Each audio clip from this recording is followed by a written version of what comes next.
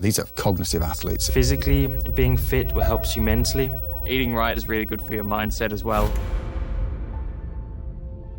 The mental strain, going to places which are 30, 40 degrees. If it's a very high-speed track, it can be a lot more physical. That can easily be 50, 60 degrees inside the car.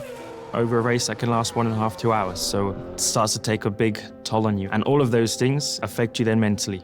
Trying to concentrate at the end of a race is much more difficult than the start of a race, especially if it's a really tough one. If you're busy battling with somebody, you can very easily focus on that. I find that when the race kind of settles down, that's often when your brain can start thinking about how difficult it is. These are cognitive athletes at the same time. They have to make split-second decisions. So these are, I think, some of the most fascinating athletes on the planet. Within racing, we talk about milliseconds. Say Monaco, for example. It's not the most physical race, but it's one that takes the most strain from you. A centimetre or an inch can be the end of your race. Every single corner, every lap.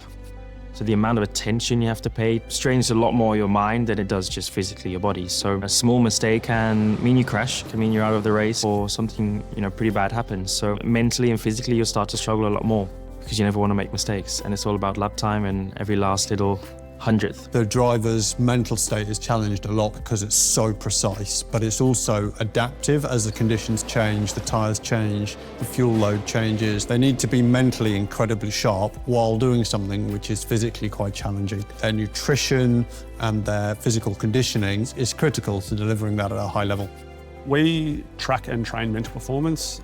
I think McLaren really leads the way in this. We are very open about mental health. We have our mental health fitness champions, and it's very important that we talk about it in this open way. Being away from home, traveling across time zones, it is a risk. Talking about it openly is a very effective way of managing that. Talking about different treatments to that, physical activity, good diet, talking therapies. I think we've developed a very sound program. We're always looking to improve it. Especially with all the traveling we do as well. It's rare that we're in the same time zone for more than a couple of weeks. It requires a lot of planning. That's why we go out to these races a little bit earlier. On the flight, you try and get into the right sleep schedule. You might not feel it that much in the first half of the season, but the second half of the year can become problematic. Sleep is one of the most important things, I would say. Whenever I turn up and I feel a bit tired, then I want to snack. It's because I've had a bad night's sleep. As I've got older, you notice it more. Behavioral traits, ways of working, energy levels, knowing how I can make myself sleep best, in what kind of conditions or temperatures, making sure I have all of what I need at every track. My own pillow, my own bed.